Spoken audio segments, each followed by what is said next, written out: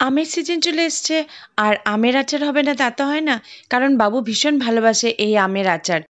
তো আমি দেখো এখানে অল্প করে আম নিয়েছি আর এটাকে ভালো করে ধুয়ে নিয়েছি, অবশ্যই ঠান্ডা জলে। ধুয়ে নিয়ে আমি ছোট ছোট পিস করে কেটেছি, কারণ এর আগের বারে আমগুলো বেশি বড় বড় পিস ছিল, তাতে কি হতো, নষ্ট হতো, পুরোটা খাওয়া হতো না, নষ্ট হতো। আর এই যে নিমো, যে সব কিছুতেই আমার সঙ্গেই থাকে। তো দেখো আমগুলোকে আমি ভালো করে কেটে নিয়েছি সুন্দর করে। এবার আমি এটার মধ্যে একটু লবণ আর হলুদ ভালো করে মিশিয়ে নেব। তো দেখো মিশিয়ে নিয়েছি। এবার আমি আমার বেলকুনিতেই রোদ আছে, খুব বেশি রোদের দরকার হয় না, তো আমি বেলকুনিতে দুদিন একটু রোদে দিয়ে দেব। এই দেখো আমি এটা রোদে দিয়ে দিয়েছি, আর এটা প্রায় শুকিয়ে গেছে। তো এদিকে আমি নিয়েছি মশলা, পাঁচফোড়ন মনে করতে পারো, শুকনো লঙ্কা, তারপরে মেথি, কালো জিরে, জিরে, মৌরি, ধনে, সব কিছু নিয়েছি আমি এখানটায়। আর একটি কড়ার মধ্যে দেখো সব কিছু আমি ভেজে নিয়েছি। প্রথমে শুকনো লঙ্কাটা ভাজতে হবে, কারণ এটাকে একটু সময় লাগে। তো শুকনো লঙ্কাটা ভেজে নিয়ে আমি বাকি সব মশলাগুলো দিয়েছি। আর এই দেখো আমার মশলাগুলো হয়ে গেছে।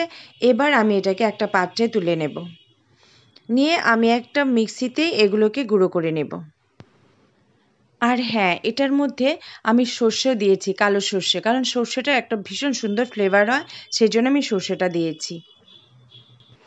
আর এদিকে দেখো এই যে মিক্সিতে আমার মশলা তৈরি হয়ে গেছে, আর আমটাও দুদিনেই শুকিয়ে গেছে, কারণ এখন যে রোদ, বেশি রোদের দরকার হয় না, দুদিনে হয়ে যায়।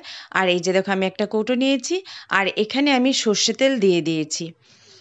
তারপরে সেই আমগুলোকে আমি এক এক করে তেলের মধ্যে দিয়েছি।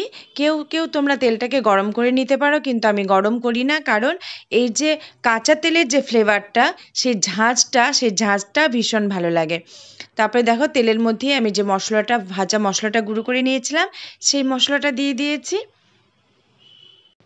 এবার ভালো করে নেড়েচেড়ে তেলের সঙ্গে মশলাটা ভালো করে মিশিয়ে দিতে হবে। আর ২ দিন ৪ দিন ৫ দিন যতটা পারো একটু রোদে দিতে হবে, তাহলে তেলের সঙ্গে মশলাটা মিশে একটা সুন্দর ফ্লেভার হবে, আর আচারটাও অনেক দিন ঘরে থাকবে। তো রোদে দিতেই হবে। তো দেখো এই যে আমার আচার তৈরি হয়ে গেছে। এবার আমি কয়েকদিন রোদে দিয়ে দেবো, আর একটু লবণ দিয়ে দিয়েছি, আর ভীষণ স্বাদের আচার তৈরি হয়ে গেল।